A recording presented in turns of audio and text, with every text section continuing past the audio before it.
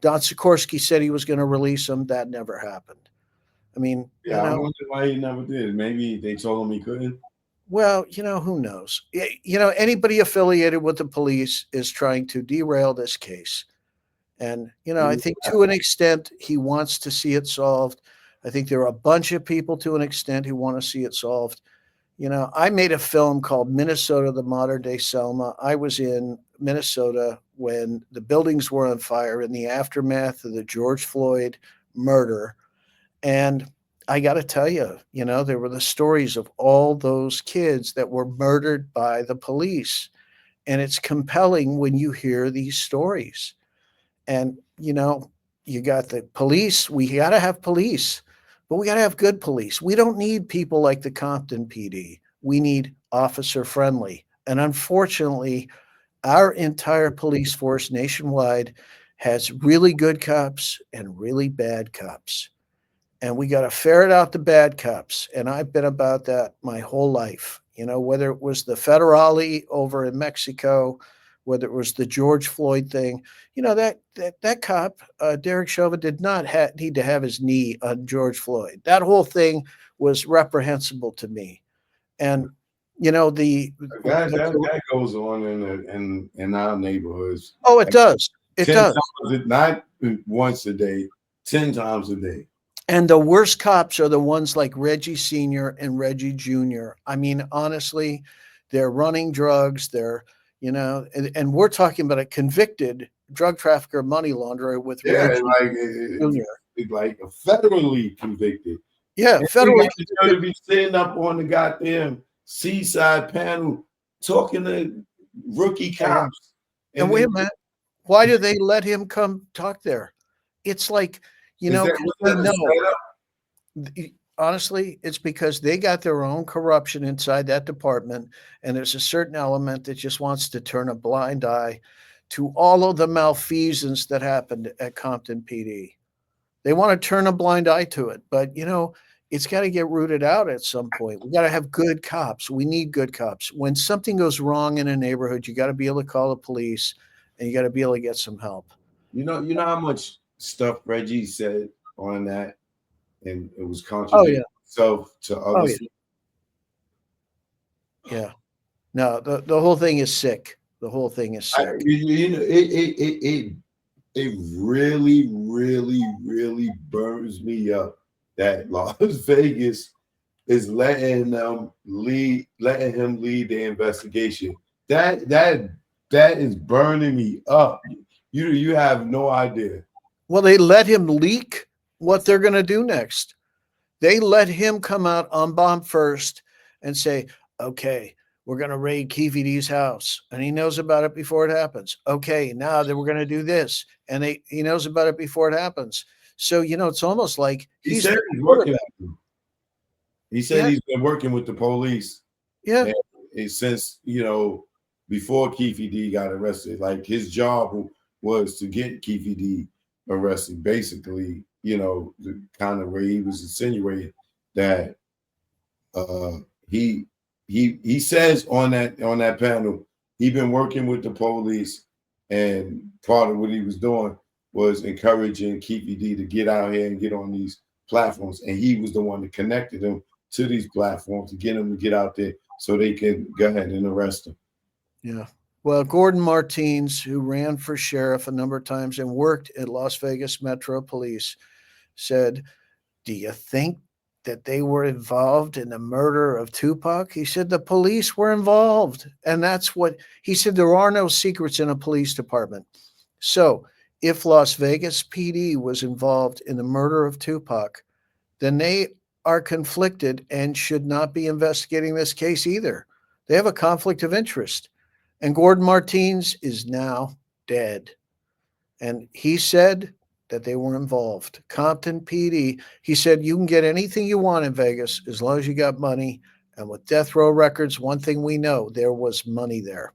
And when they were done stealing the wealth of Death Row Records, what did they knock off next? They knocked off the city of Compton. They took $80 million from the city of Compton. Thieves are going to thieve. I mean, that's what they do. And you let those thieves into the record label.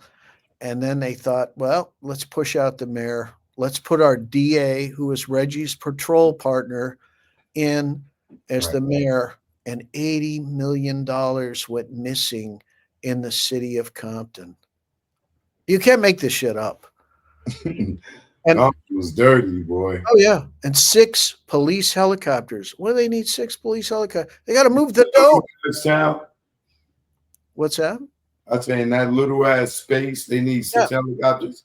Okay, so one of those helicopters crashes at the Compton school warehouse, and the mayor shows up, and they tell him, "Sir, you can't come into this crash site." And if you've ever seen Omar, he's about 320 pounds, all muscle, and he just says, "Nobody's telling me in my city where I can't go."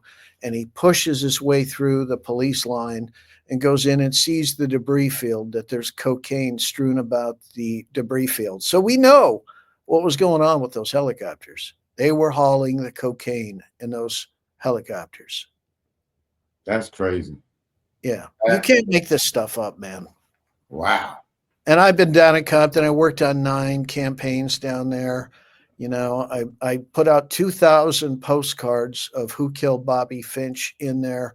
I yielded results with that. People called me, talking to me, his best friends and what have you called me. So and then I wrote an article in the Compton Times, and that was 10,000 copies of a newspaper article that went out. I actually had somebody stand up in a city council meeting and say, we ought to be asking who killed Bobby Finch. So his murder is still unsolved. His murder's still unsolved, but it was never even investigated. You know, Ladd and Brennan, when they put out the affidavit, said it was a red car, and everybody that's in that neighborhood said it was a blue car. Reggie Wright Jr. said it was a case of mistaken identity, and he's got a bunch of people to parrot that. But here's the thing. After you've talked to somebody for 3 or 4 minutes and then you shoot them, is that mistaken identity? And why would you say mistaken identity if you're Reggie Wright Jr.? Well, that takes away motive. There is no motive if it's mistaken identity. And they're homicide investigators, they would know that. So you have to say mistaken identity to take away the motive. It can't be that this kid knocked you the fuck out and you had to be dragged back to your patrol car. No, that can't be it. That couldn't be that motive. It's mistaken identity. This guy had a chiseled body. He was a bodybuilder, and he was a bodyguard, and he got into stuff with people and he knocked them the fuck out every time. He was managing, and here's how he knows Reggie Sr. and Reggie Jr. They were hired at the skating rink as security at the skating rink, which was on Central. And you know, when originally he got his permit to be able to do that skating rink, he had to have Compton PD there in order to get the permit. But those guys would show up, and they were more interested in chasing women than they were doing any security. So at a certain point, he had to go back to, Compton City Council and say, hey, I need the permit, but these guys aren't working out. And so they got terminated, and Bobby Finch became the head of security. They got pushed out of security. They were no longer getting their paycheck, their off-duty paycheck from the skating rink. And so they worked together. They worked side by side before all that. So I'm gonna wrap things up, but before I do that, where now with Reggie being implicated through the defense and the travel moving forward, well, I'm gonna ask you 2 questions. One, do you think the investigator could possibly be Kevin Hackey? No, I don't think so. I looked him up. I forget what it is. It's JM. I downloaded all the documents from the court. Oh, so you know who the investigator is? Yeah, and it's in the court document. It's in the court document. I looked it up. It's a security company that I think has been alive in Vegas since 2014. And there's a agent for service of process, which is a woman, but there is an investigator associated with this that's been around. Do you think Hackey could be a witness? Possibly. I mean, he would be a great witness because, I mean, He there was was the one that was blaming Reggie the Yeah. whole time, absolutely, yeah, especially in the Biggie and Tupac by Nick Broomfield. yeah, He's definitely saying without it is no question in his mind, Reggie's involved. yeah. And he also went on Chris Blatch for Fox Right. 11 and talked about the gun and Yeah, and he even challenged Reggie to a lie detector test. Yep, absolutely, yeah. Yeah, he would be a great witness.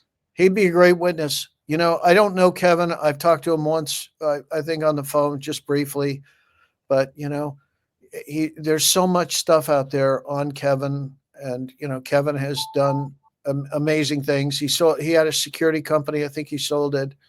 I have no idea. He has an investigative company. Oh, he does. Okay. Yeah, he's still a private investigator. Okay. Well, that could be. I mean, I would just say this. You probably can't go wrong hiring Kevin Hackey if that's the case, because he definitely knows the case. Right. And he definitely knows Compton. He was a Compton school police. He Right. knows Lawrence Finch, which was Bobby Finch's brother, who was Compton school police. And I think Kevin Hackey would be a valuable asset to their defense, even the prosecution. yeah, But I heard Reggie say more recently, "Oh man, me and Kevin Hackey, we friends, man. We talk every day." But he'd be lying. yeah. So even if that was true, that don't mean that Kevin Hackey ain't gonna stand on what he said. Yeah. Well, Kevin Hackey worked, off duty, or not off duty. He worked, for the ATF, and he was, fed. Yeah, So he was undercover. and that caused a problem at the hospital, because he showed up at the hospital and Las Vegas PD didn't want him there, because they were like, "Hey, they overheard him on the phone. They said, "Hey, are you like undercover working for the ATF? Get the hell out of here. We don't want you here." And he was told to leave Las Vegas. He had to leave. So, you know what? He'd be a great witness to get in, because why is Vegas chasing off a Fed? Why? And that also, clouds the case for sure. I think Keefe, if he doesn't get murdered in jail, which I think is highly likely, I think he walks, because this case cannot go forward. There's too many entanglements, and they lead to too many places that are higher up than the current prosecutor and the current defense. Let's just look at it like that. Do you believe that it was 4 people in that car? I think there were 3 people in that car. I haven't heard about a 4th person, but I have heard there's some of the witness statements say that there were either 3 or 4 people in the car. So I don't think anybody knows. I think that car, we went looking for the car in Baker, didn't find it. Snoop has a Cadillac in his man. If you look at the man cave thing that was done, and it Snoop's, it's like a white Cadillac, and if you listen to "Don't Get Pimp Slapped," I bust out you on the new caddy and rolled up on you like Shaq Daddy and skirt up Wilshire Boulevard. I mean, these guys can't stop from saying that they're involved. The little half-dead